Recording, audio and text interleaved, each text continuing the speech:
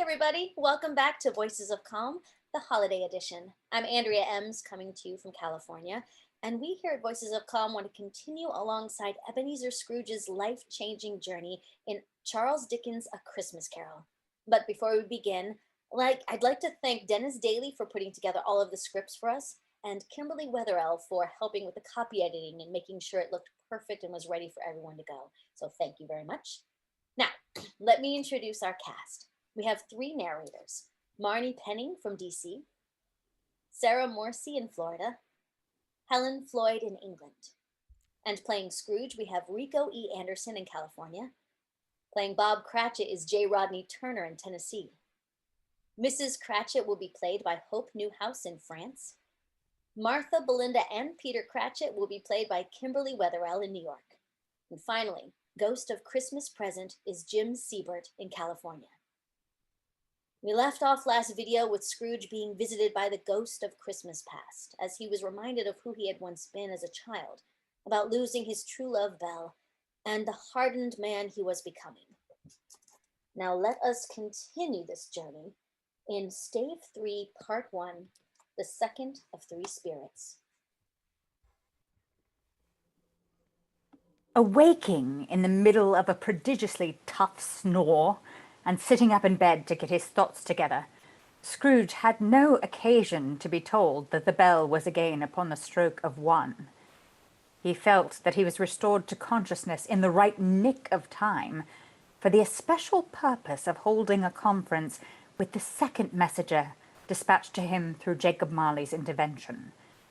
But finding that he turned uncomfortably cold when he began to wonder which of his curtains this new spectre would draw back, he put them every one aside with his own hands, and lying down again, established a sharp lookout all round the bed, for he wished to challenge the spirit on the moment of its appearance, and did not wish to be taken by surprise and made nervous.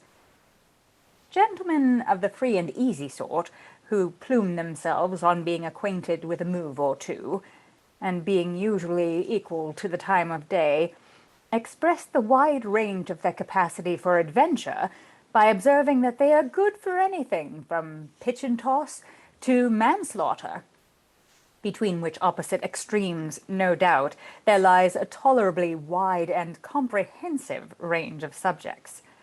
Without venturing for Scrooge quite as hardily as this, I don't mind calling on you to believe that he was ready for a good broad field of strange appearances, and that nothing between a baby and rhinoceros would have astonished him very much.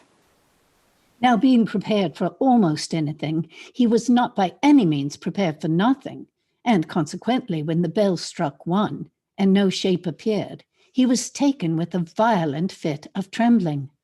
5 minutes, 10 minutes, a quarter of an hour went by, yet nothing came. All this time he lay upon his bed, the very core and center of a blaze of ruddy light, which streamed upon it when the clock proclaimed the hour, and which, being only light, was more alarming than a dozen ghosts. And as he was powerless to make out what it meant, or would be at, and was sometimes apprehensive that he might be at that very moment an interesting case of spontaneous combustion, without having the consolation of knowing it. At last, however, he began to think, as you or I would have thought at first, for it is always the person not in the predicament who knows what ought to have been done in it, and would unquestionably have done it too. At last, I say, he began to think that the source and sound of this ghostly light might be in the adjoining room, from whence, on further tracing it, it seemed to shine. This idea taking full possession of his mind, he got up softly and shuffled in his slippers to the door. The moment Scrooge's hand was on the lock, a strange voice called him by his name and bade him enter. He obeyed. It was his own room. There was no doubt about that. But it had undergone a surprising transformation. The walls and ceiling were so hung with living green that it looked a perfect grove, from every part of which bright gleaming berries glistened.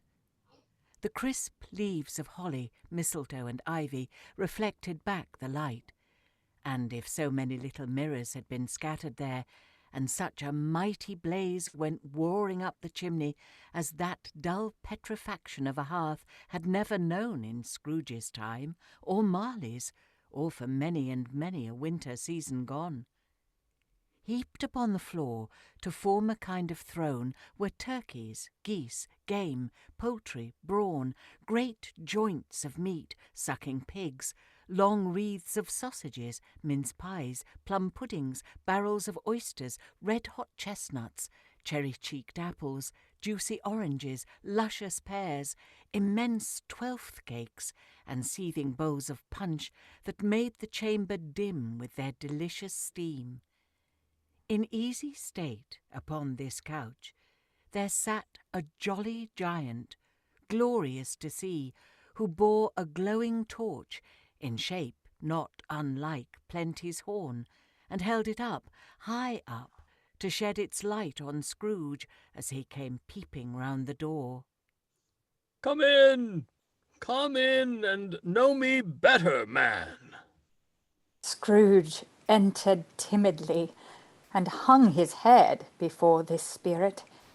He was not the dogged Scrooge he had been, and though the spirit's eyes were clear and kind, he did not like to meet them. "I am the ghost of Christmas present. Look upon me." Scrooge reverently did so. It was clothed in one simple green robe, or mantle, bordered with white fur. This garment hung so loosely on the figure that its capacious breast was bare, as if disdaining to be warded or concealed by any artifice. Its feet, observable beneath the ample folds of the garment, were also bare, and on its head it wore no other covering than a holly wreath, set here and there with shining icicles. Its dark brown curls were long and free as its genial face, its sparkling eye, its open hand, its cheery voice, its unconstrained demeanour, and its joyful air. Girded round its middle was an antique scabbard, but no sword was in it, and the ancient sheath was eaten up with rust. "You have never seen the likes of me before." Never. "Have never walked forth with the younger members of my family, meaning, for I am very young, my elder brothers, in these later years?" I don't think I have. In fact, I am afraid I have not. Have you had many brothers, Spirit? "More than 1,800? A tremendous family to provide for." The ghost of Christmas present rose. "Spirit, conduct me where you will. I went forth last night on compulsion, and I learned a lesson which is working now. Tonight, if you have aught to teach me, let me profit by it." Touch my robe." Scrooge did as he was told and held it fast. Holly, mistletoe, red berries, ivy, turkeys, geese, game, poultry, brawn, meat, pigs, sausages, oysters, pies, puddings, fruit, and punch all vanished instantly. So did the room, the fire, the ruddy glow, the hour of night, and they stood in the city streets on Christmas morning, where, for the weather was severe, the people made a rough but brisk and not unpleasant kind of music in scraping the snow from the pavement in front of their dwellings, and from the tops of their houses, whence it was mad delight to see it come plumping down into the road below and splitting into artificial little snowstorms.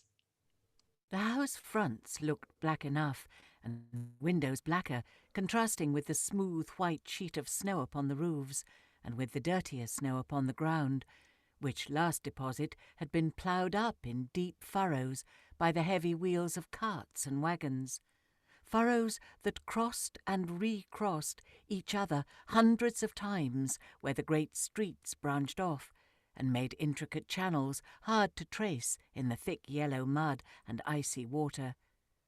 The sky was gloomy, and the shortest streets were choked up with a dingy mist, half thawed, half frozen, whose heavier particles descended in a shower of sooty atoms, as if all the chimneys in Great Britain had, by one consent, caught fire, and were blazing away to their dear hearts' content. There was nothing very cheerful in the climate or the town, and yet there was an air of cheerfulness abroad that the clearest summer air and brightest summer sun might have endeavoured to diffuse in vain. For the people who were shovelling away on the housetops were jovial and full of glee, calling out to one another from the parapets, and now and then exchanging a facetious snowball, better-natured missile far than many a wordy jest, laughing heartily as if it went right, and not less heartily if it went wrong. The poulterers' shops were still half open, and the fruiterers were radiant in their glory. There were great, round, pot-bellied baskets of chestnuts, shaped like the waistcoats of jolly old gentlemen, lolling in the doorways and tumbling out into the streets in their apoplectic opulence. There were ruddy, brown-faced, broad-girthed Spanish onions, shining in the fatness of their growth like Spanish friars, and winking from their shelves in wanton slyness at the girls as they went by, and glanced demurely at the hung-up mistletoe. There were pears and apples clustered high in blooming pyramids. There were bunches of grapes made in the shopkeeper's benevolence to dangle from conspicuous hooks that people's mouths might water gratis as they passed. There were piles of filberts, mossy and brown, recalling in their fragrance ancient walks among the woods and pleasant shufflings ankle-deep through withered leaves. There were Norfolk biffins, squat and swarthy, setting off the yellow of the oranges and lemons, and in the great compactness of their juicy persons, urgently entreating and beseeching to be carried home in paper bags and eaten after dinner. The very gold and silver fish set forth among these choice fruits in a bowl, though members of a dull and stagnant-blooded race, appeared to know that there was something going on, and to a fish went gasping round and round their little world in slow and passionless excitement. The grocers, oh, the grocers, nearly closed, with perhaps 2 shutters down or 1, but through those gaps such glimpses. It was not alone that the scales descending on the counter made a merry sound, or that the twine and roller parted company so briskly, or that the canisters were rattled up and down like juggling tricks, or even that the blended scents of tea and coffee were so grateful to the nose, or even that the raisins were so plentiful and rare, the almonds so extremely white, the sticks of cinnamon so long and straight, the other spices so delicious, the candied fruits so caked and spotted with molten sugar as to make the coldest lookers-on feel faint and subsequently bilious. Nor was it that the figs were moist and pulpy, or that the French plums blushed in modest tartness from their highly decorated boxes, or that everything was good to eat and in its Christmas dress. But the customers were all so hurried and so eager in the hopeful promise of the day that they tumbled up against each other at the door, crashing their wicker baskets wildly, and left their purchases upon the counter and came running back to fetch them, and committed hundreds of the like mistakes in the best humour possible, while the grocer and his people were so frank and fresh that the polished hearts with which they fastened their aprons behind might have been their own, worn outside for general inspection, and for Christmas dolls to peck at if they chose. But soon the steeples called good people all to church and chapel, and away they came, flocking through the streets in their best clothes and with their gayest faces. And at the same time there emerged from scores of by-streets, lanes, and nameless turnings innumerable people, carrying their dinners to the bakers' shops. The sight of these poor revelers appeared to interest the spirit very much, for he stood with Scrooge beside him in a baker's doorway, and taking off the covers as their bearers passed, sprinkled incense on their dinners from his torch. And it was a very uncommon kind of torch, for once or twice, when there were angry words between some dinner carriers who had jostled each other, he shed a few drops of water on them from it, and their good humour was restored directly, for they said it was a shame to quarrel upon Christmas Day. And so it was. God love it, so it was. In time the bells ceased, and the bakers were shut up. And yet there was a genial shadowing forth of all these dinners and the progress of their cooking in the thawed blotch of wet above each baker's oven, where the pavement smoked as if its stones were cooking too. Is there a peculiar flavor in what you sprinkle from your torch? There is. My own. Would it apply to any kind of dinner on this day? To any kindly given, to a poor one most. Why to a poor one most? Because it needs it most. Spirit, I wonder you, of all beings in the many worlds about us, should desire to cramp these people's opportunities of innocent enjoyment. Aye. You would deprive them of their means of dining every seventh day, often the only day on which they can be said to dine at all, wouldn't you? Aye. You seek to close these places on the seventh day, and it comes to the same thing. I seek. Forgive me if I am wrong. It has been done in your name, or at least in that of your family.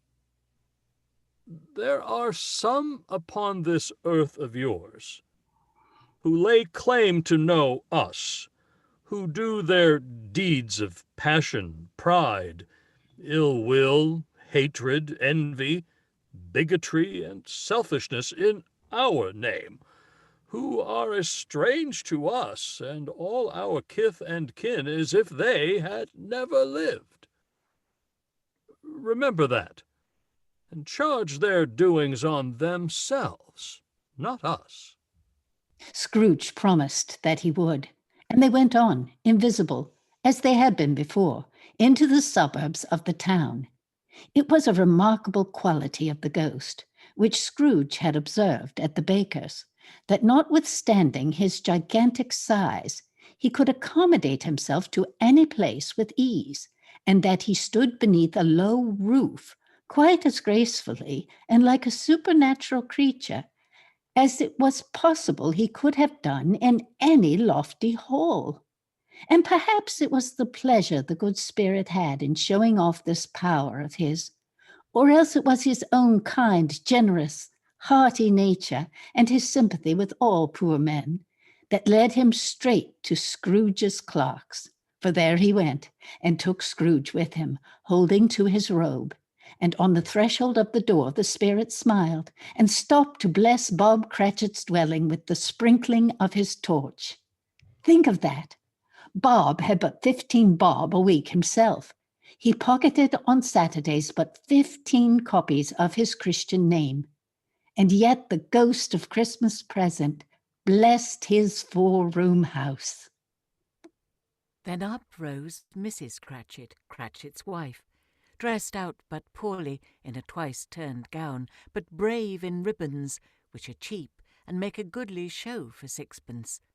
And she laid the cloth, assisted by Belinda Cratchit, second of her daughters, also brave in ribbons, while Master Peter Cratchit plunged a fork into the saucepan of potatoes, and getting the corners of his monstrous shirt collar, Bob's private property conferred upon his son and heir in honour of the day, into his mouth, rejoiced to find himself so gallantly attired, and yearned to show his linen in the fashionable parks.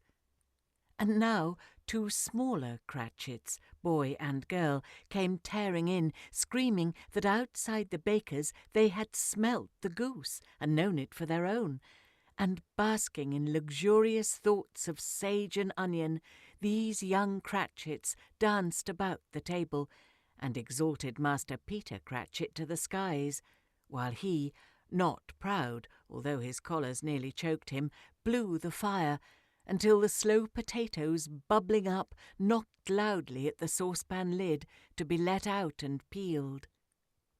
"What has ever got your precious father, then, and your brother Tiny Tim, and Martha warn't as late last Christmas Day by half an hour?" "Here's Martha, mother. Here's Martha, mother. Hurrah! There's such a goose, Martha." "Why, bless your heart alive, my dear, how late you are!" After kissing Martha a dozen times, Mrs. Cratchit took off her shawl and bonnet with officious zeal. "We'd a deal of work to finish up last night, and had to clear away this morning, mother." "Well, never mind, so long as you are come. Sit ye down before the fire, my dear, and have a warm. Lord bless ye." "No, no, there's father coming. Hide, Martha, hide." So Martha hid herself, and in came little Bob the father, with at least 3 feet of comforter, exclusive of the fringe, hanging down before him, and his threadbare clothes darned up and brushed to look seasonable, and Tiny Tim upon his shoulder. Alas for Tiny Tim! He bore a little crutch, and had his limbs supported by an iron frame. "Why, where's our Martha?" "Not coming." There was a sudden declension in Bob's high spirits, for he had been Tim's blood horse all the way from church, and had come home rampant. "Not coming? Not coming upon Christmas Day?" Martha didn't like to see him disappointed, if it were only in joke. So she came out prematurely from behind the closet door, and ran into his arms, while the 2 young Cratchits hustled Tiny Tim and bore him off to the wash-house, that he might hear the pudding singing in the copper. "And how did little Tim behave?" asked Mrs. Cratchit, when she had rallied Bob on his credulity, and Bob had hugged his daughter to his heart's content. "As good as gold, and better. Somehow he gets thoughtful, sitting by himself so much, and thinks the strangest things you ever heard. He told me coming home that he hoped the people saw him in the church, because he was a cripple, that it might be pleasant to them to remember upon Christmas Day, who made lame beggars walk and blind men see." Bob's voice was tremulous when he told them this, and trembled more when he said that Tiny Tim was growing strong and healthy. His active little crutch was heard upon the floor, and back came Tiny Tim before another word was spoken, escorted by his brother and sister to his stool before the fire. And while Bob, turning up his cuffs, as if, poor fellow, they were capable of being made more shabby, compounded some hot mixture in a jug with gin and lemons, and stirred it round and round, and put it on the hob to simmer, Master Peter and the 2 ubiquitous young Cratchits went to fetch the goose, with which they soon returned in high procession. Such a bustle ensued that you might have thought a goose the rarest of all birds, a feathered phenomenon to which a black swan was a matter of course.